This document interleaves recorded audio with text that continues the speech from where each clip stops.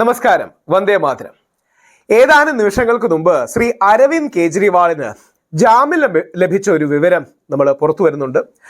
അതിൽ സുപ്രീം കോടതി പറഞ്ഞത് arrest can be made at the whims and fancies of അതോറിറ്റീസിന്റെ വിംസ് ആൻഡ് ഫാൻസീസ്, അല്ലെങ്കിൽ അവർക്ക് തോന്നുന്ന രീതിയിൽ അറസ്റ്റ് ചെയ്യാൻ കഴിയില്ല എന്നാണ് സുപ്രീം കോടതി പറഞ്ഞത്.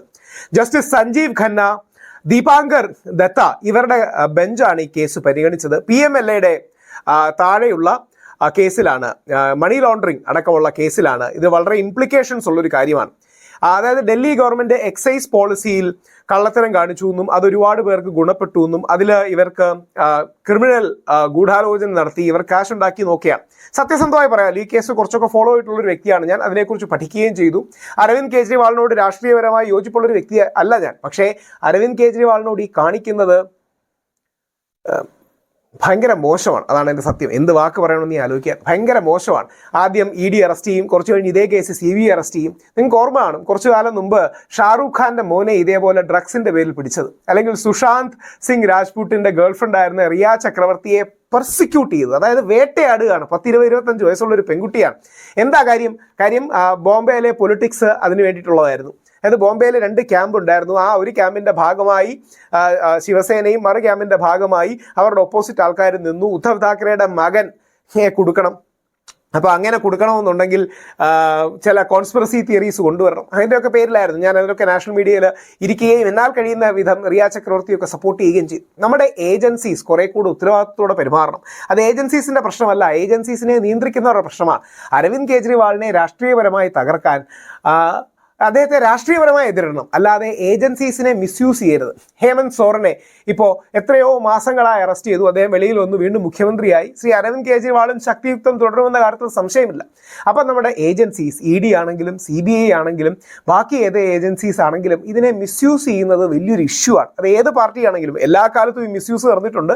പക്ഷേ ഏത് കാലത്ത് മിസ്യൂസ് നടന്നാലും അത് തെറ്റാണ് എന്ന് പറയാൻ നമ്മുടെ രാജ്യത്തിന് കഴിയണം. ഒരു ജനാധിപത്യ രീതിയിൽ തിരഞ്ഞെടുക്കപ്പെട്ട മുഖ്യമന്ത്രിയാണ് ജയിലിലിട്ടിരിക്കുന്നത്. അതും അഴിമതിയുടെ പേരിൽ. അതാണ് അഴിമതിയുടെ പേരിൽ. അതിനെതിരെ മെറ്റീരിയൽ എവിഡൻസ് ഒന്നും അവർക്ക് കണ്ടെത്താനായിട്ടില്ല. മണി ട്രെയിൽ ഉണ്ടെന്ന് കണ്ടെത്താനായിട്ടില്ല. അപ്പോൾ ഇതൊന്നുമില്ലാതെ ഒരാളെ ഇട്ടിങ്ങനെ പെർസിക്യൂട്ട് ചെയ്യുന്നത്, അല്ലെങ്കിൽ ഒരാളെ ഇട്ടിങ്ങനെ വേട്ടയാടുന്നത് വിഷമകരമായൊരു കാര്യമാണ്. ഇനിയും അരവിന്ദ് കേജ്രിവാളിന് ബെയിൽ കിട്ടിയിട്ടില്ല. കാര്യം എന്താ? എങ്ങനെയെങ്കിലും കുറേ കാലം കൂടെ ജയിലിലിട്ട് മെനക്കെടുത്തണം. ഇപ്പം ജൂലൈ 17 CBIയുടെ വാദം കേൾക്കുന്നുണ്ട്, അതിന് ശേഷമേ കിട്ടൂ.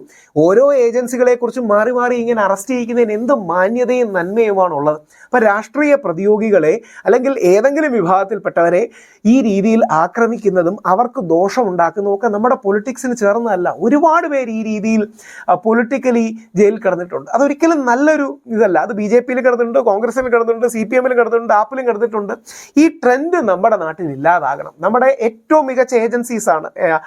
ആ ഏജൻസീസിലെല്ലാം പ്രഗത്ഭരായ ഉദ്യോഗസ്ഥരുമുണ്ട്. പക്ഷേ അവയെ പൊളിറ്റിക്കലി മിസ്യൂസ് ചെയ്യുന്ന, വിജിലൻസിനെ മിസ്യൂസ് ചെയ്യാറുണ്ട്, EDയെ മിസ്യൂസ് ചെയ്യാറുണ്ട്, CBI മിസ്യൂസ് ചെയ്യാറുണ്ട്, പോലീസിനെ മിസ്യൂസ് ചെയ്യാറുണ്ട്. ആ രീതിയിൽ മിസ്യൂസ് ചെയ്യപ്പെടാതിരിക്കട്ടെ. ശ്രീ അരവിന്ദ് കേജ്രിവാൾ എത്രയും പെട്ടെന്ന് വെളിയിൽ വരട്ടെ.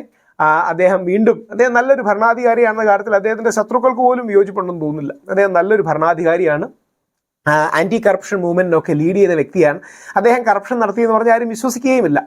ആശയങ്ങളിലൊക്കെ അഭിപ്രായ വ്യത്യാസം ഉണ്ടെങ്കിലും അണ്ണാ ഹസാരയുടെ ശിഷ്യനായി വരികയും രാജ്യത്തിൻ്റെ ഏറ്റവും മികച്ച രീതിയിൽ ഹെൽത്ത് എഡ്യൂക്കേഷനിലൊക്കെ ഇൻവെസ്റ്റ് ചെയ്യുന്നൊരു മുഖ്യമന്ത്രി കൂടിയാണ്. അതുകൊണ്ട് അരവിന്ദ് കേജ്രിവാളിന് എത്രയും പെട്ടെന്ന് ബെയിൽ കിട്ടട്ടെ. ഇപ്പോൾ ബെയിൽ കിട്ടി, ഇനിയും ഡൽഹി കോടതിയിൽ ജൂലൈ 17 കൂടെയുണ്ട്.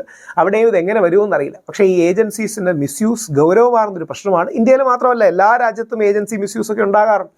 പക്ഷേ അതിനെതിരെ ജാതിമത രാഷ്ട്രീയ ഭേദമന്യേ നമ്മുടെ നാട്ടിൽ നിന്നൊരു സ്വരം ഉയരണം. നാളെ BJPക്കാരനെ എങ്ങനെ പെർസിക്യൂട്ട് ചെയ്താലും, കോൺഗ്രസ്സുകാരനെ പെർസിക്യൂട്ട് ചെയ്താലും, ആം ആദ്മി പാർട്ടിക്കാരനെ വേട്ടയാടിയാലും, പണ്ട് നമ്പിനാരായണനെ വേട്ടയാടിയാലും, ഇനിയും വേറെ കമ്മ്യൂണിസ്റ്റുകാരനെ വേട്ടയാടിയാലും നമ്മുടെ ഏജൻസീസിനെ മിസ്യൂസ് ചെയ്യരുത്. അത് നമുക്ക് സിസ്റ്റത്തിലുള്ള വിശ്വാസം ഇല്ലാതാക്കും, നമുക്ക് കോൺസ്റ്റിറ്റ്യൂഷനിലുള്ള വിശ്വാസം ഇല്ലാതാക്കും, ഈ ഭരണഘടനയിലും സംവിധാനങ്ങളിലുമുള്ള വിശ്വാസം ഇല്ലാതാക്കും. അതുകൊണ്ട് അരവിന്ദ് കേജ്രിവാളിന് എല്ലാവിധ ആശംസകളും പ്രാർത്ഥനകളും നേരുന്നു. പൂർണ്ണ ആരോഗ്യവാനായി അദ്ദേഹം തിരിച്ചു വരട്ടെ. ഡൽഹിയിൽ ഇനി ഒരുപാട് കാര്യങ്ങൾ അദ്ദേഹത്തിന് ചെയ്യാനാകട്ടെ. അടുത്ത ഇലക്ഷനിൽ അതിശക്തമായി അരവിന്ദ് കേജ്രിവാളിന് ഒരു ഒപ്പോസിഷനും ഉണ്ടാകട്ടെ. ആ രീതിയിൽ മുമ്പോട്ട് പോകാൻ കഴിയട്ടെ. പക്ഷേ ആരെയും കള്ളക്കേസിൽ കുടുക്കി ഇല്ലാതാക്കുന്നത് ഒരു രാജ്യത്തിൻ്റെയും നന്മയ്ക്കും ധർമ്മത്തിനും ചേർന്നതല്ല എന്ന് ഓർമ്മിപ്പിക്കുന്നു. ജയ് ഹിന്ദ്, വന്ദേ മാതരം.